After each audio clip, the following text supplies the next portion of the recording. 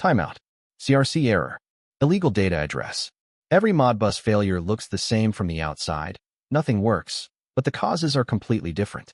Here's how to tell them apart, demonstrated with real failures. Failure 1. The timeout. I'm connecting to a port where nothing is listening, and the request just dies. Timeouts mean your request never reached a device. Wrong IP, wrong port, firewall, or on serial, wrong wiring, or baud rate. The fix is at the transport layer, not in your register map.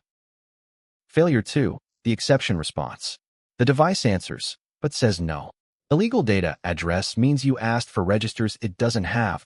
Watch what happens when I read past the end of this device's map. Wrong slave ID gives you silence or a gateway exception.